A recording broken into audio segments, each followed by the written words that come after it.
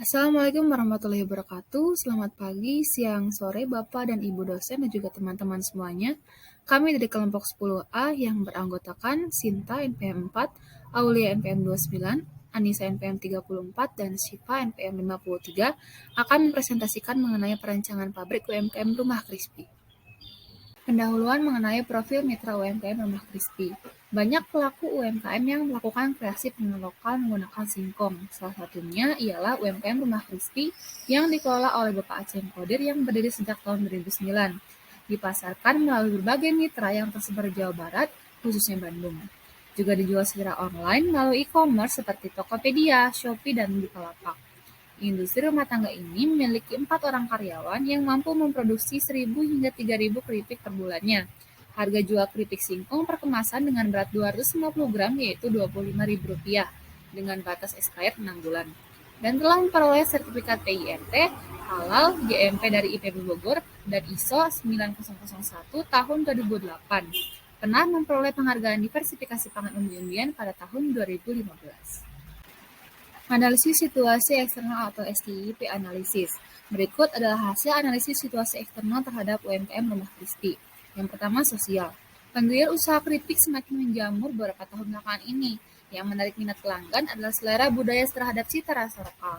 Masyarakat saat ini dimanjakan dengan hal seperti itu. Dengan kondisi tersebut, dengan faktor ini dapat memberikan peluang yang baik karena menggunakan konsep tersebut sehingga dapat menarik konsumen.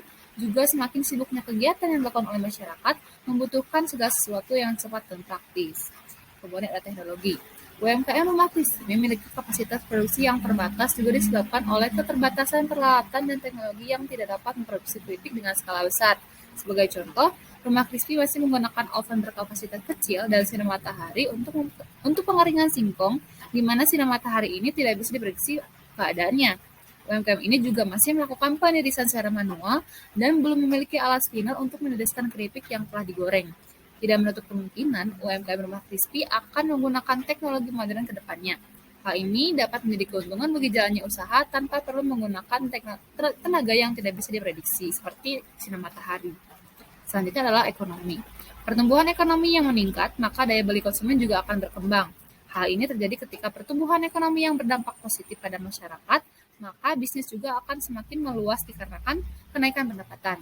Namun jika yang terjadi sebaliknya, maka setiap pengusaha yang ada harus berhati-hati karena dapat ikut terdampak pada bisnisnya. Tingkat pertumbuhan ekonomi yang baik secara tidak langsung akan meningkatkan kebutuhan masyarakat akan makanan yang berujung pada peningkatan kekuatan daya beli masyarakat. Hal ini dapat menjadi peluang bagi UMKM Rumah Krispi.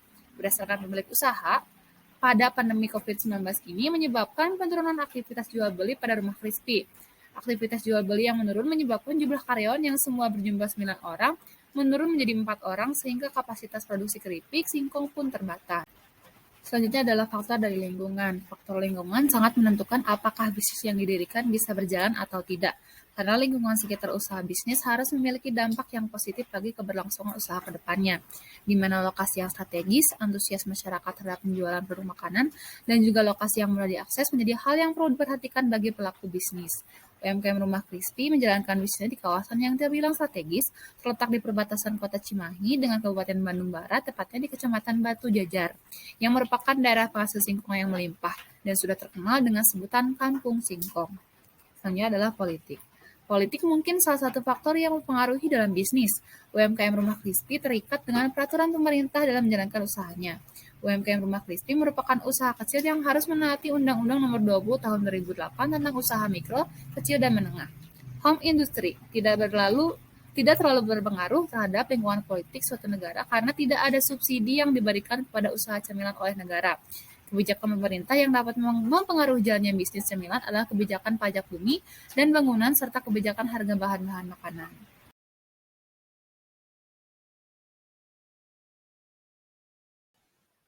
Berdasarkan paparan masalah yang sudah dipaparkan sebelumnya, maka didapatlah solusi yang kami tawarkan, yakni perlunya mengganti kemasan primer produk menggunakan material plastik HDPE nilon, karena nilon ini dinilai memiliki transfer udara dan air yang rendah sehingga lebih menjaga mutu dari produk keripik singkong.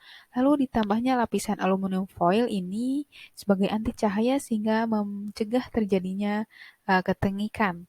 Lalu diberi tambahan double seal baik ziplock maupun fitur sobek, di mana ziplock ini merupakan penguncian ganda dan kemudahan menyimpan bagi konsumen apabila produk tidak habis dalam satu waktu. Sedangkan seal fitur robek ini merupakan penguncian utama dan merupakan suatu kemudahan bagi konsumen untuk membuka produk.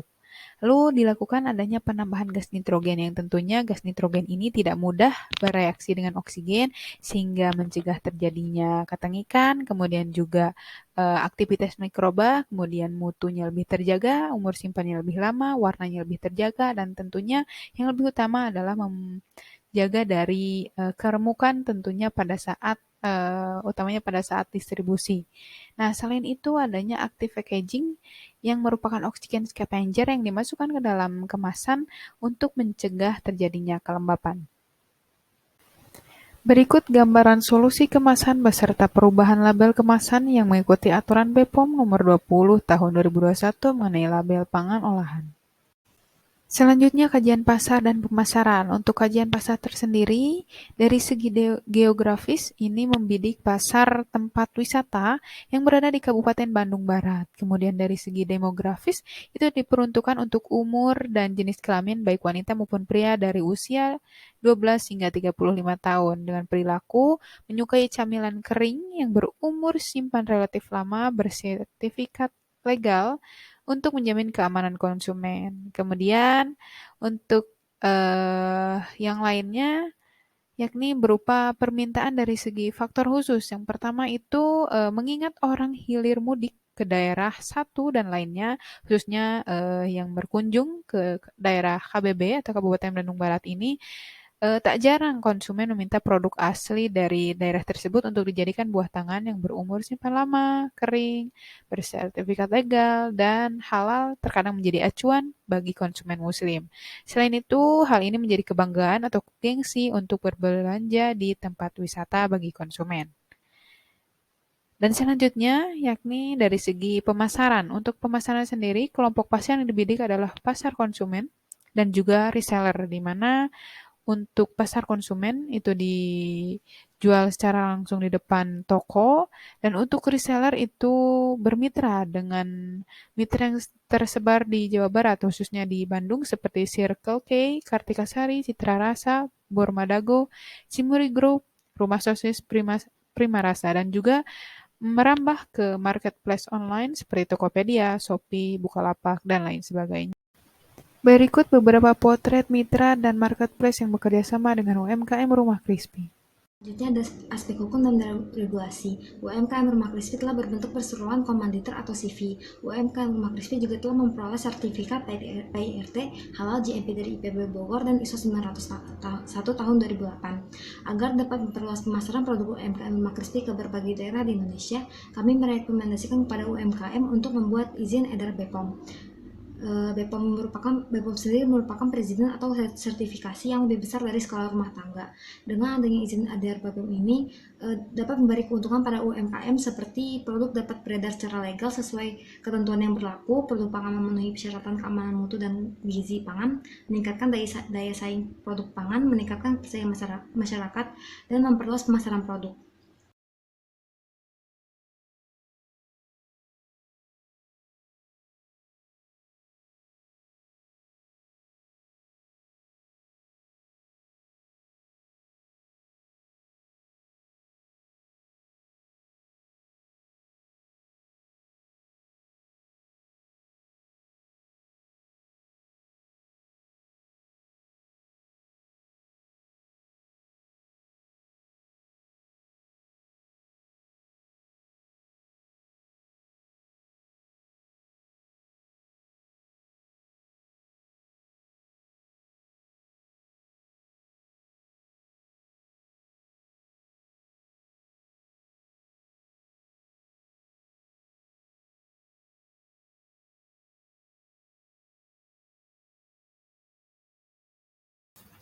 Pada umumnya, utilitas dalam pabrik meliputi air, listrik, bahan bakar.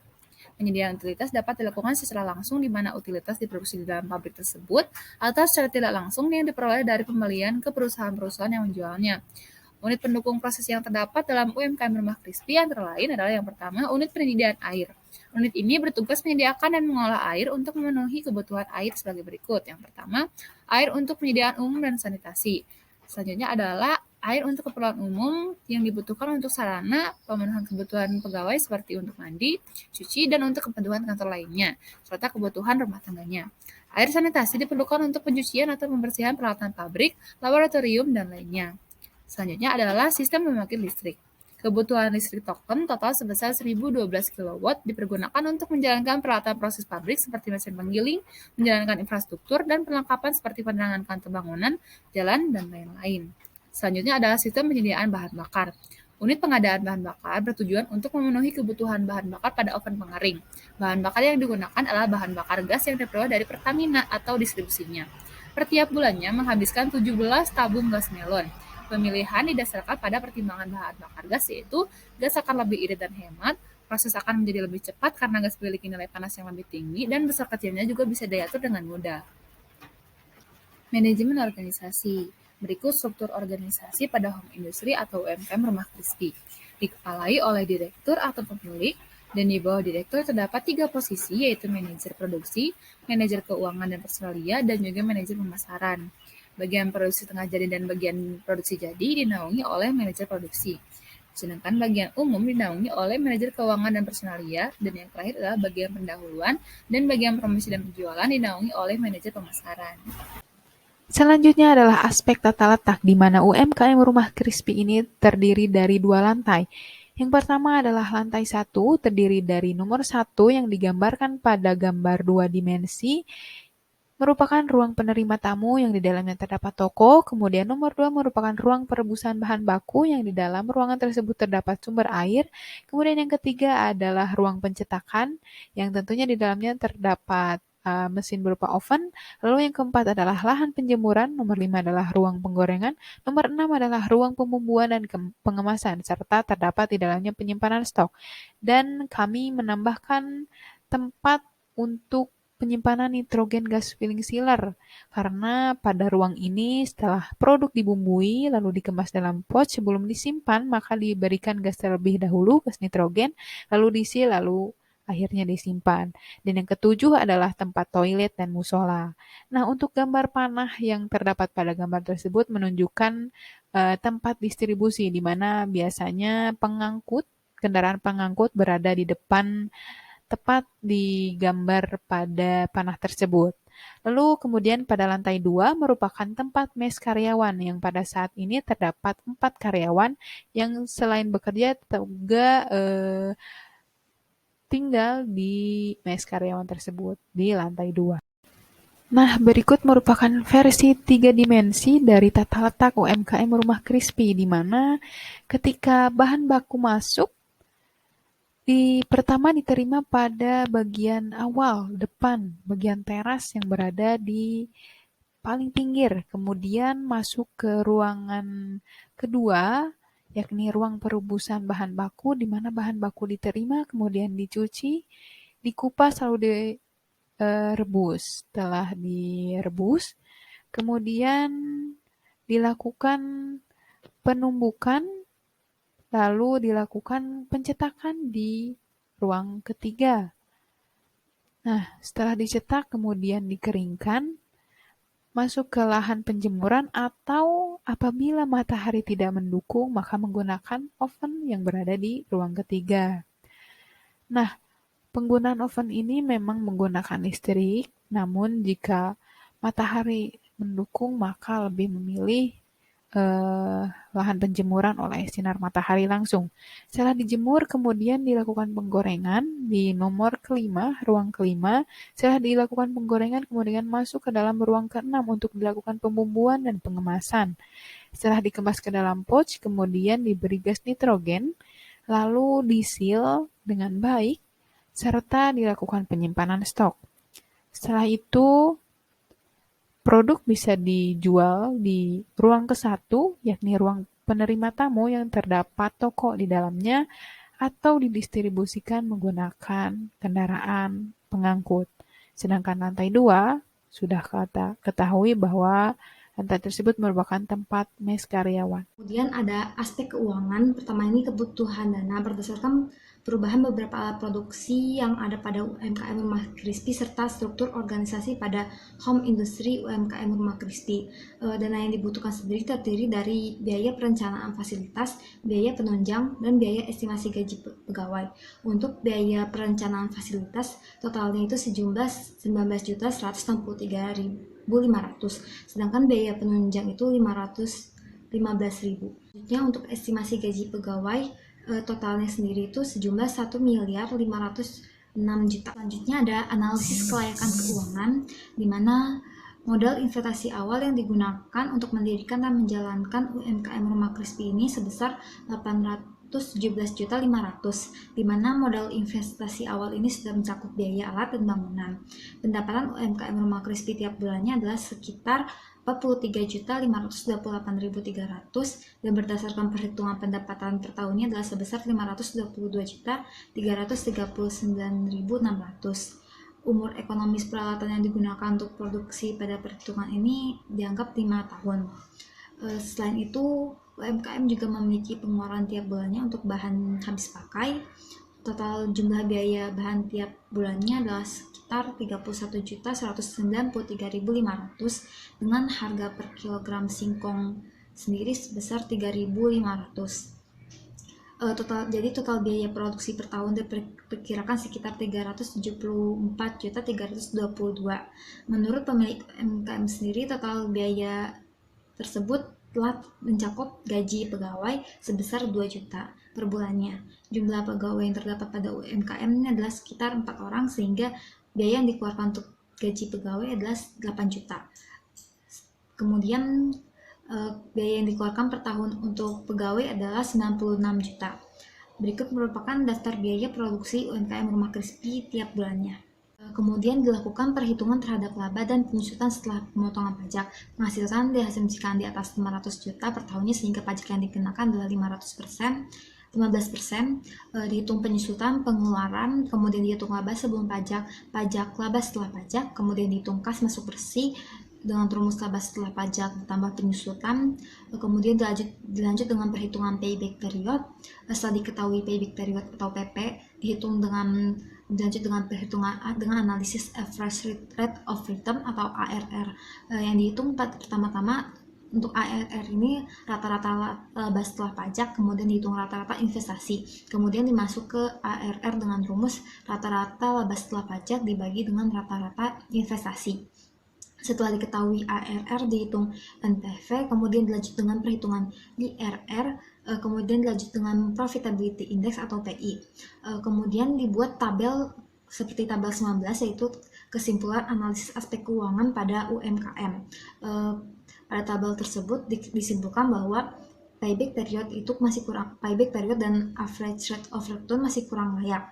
Kemudian untuk NPV dan IRR dan PI itu diketahui masih layak. Dengan demikian dapat disimpulkan bahwa kondisi keuangan UMKM kurang layak untuk dijalankan. Lalu mengenai aspek pengolahan limbah, di mana UMKM Rumah Krispi ini banyak menggunakan minyak goreng kelapa sawit untuk proses penggorengan keripik singkong yang harus terendam dengan baik, sehingga limbah minyak goreng banyak dihasilkan. Nah, saat ini ternyata limbah minyak goreng dilakukan apabila sudah tidak bisa digunakan atau sudah tidak efektif dalam menggoreng, biasanya dibuang ke lingkungan atau dijual kepada masyarakat yang membutuhkan. Tapi tentu hal ini tidak dapat dibenarkan karena memang limbah minyak goreng ini tidak baik untuk kesehatan dan juga akan berdampak buruk bagi kelingkungan. Nah, oleh karena itu, karena limbah minyak goreng termasuk ke dalam limbah B3, pengolahan limbah minyak goreng ini apabila tidak bisa kurang bisa begitu ya untuk mengolahnya, itu bisa kita bermitra dengan pengolah limbah B3, misalnya dengan PT Angka Wijaya Perkasa yang berada di Kecamatan Marga Asih, Kabupaten Bandung, Jawa Barat. Nah, memang tidak terlalu jauh posisinya karena sama-sama Kabupaten Bandung dan Kabupaten Bandung Barat. Oleh karena itu, nanti pada PT Angka Wijaya ini akan menjemput dari limbah minyak goreng ini untuk diambil dan diolah di tempat dan dibuang ke lingkungan dengan karakteristik yang lebih ramah lingkungan. Nah, memang kekurangannya ini memerlukan biaya tambahan, namun tidak perlu khawatir, terdapat juga opsi lain yang bisa dilakukan oleh UMKM Rumah Krispi. Yang pertama yakni bisa membentuk tim karyawan baru. Misalkan sudah ada karyawan yang sekarang dibagi menjadi 2, untuk tim karyawan pengolah limbah minyak goreng dan tim produksi.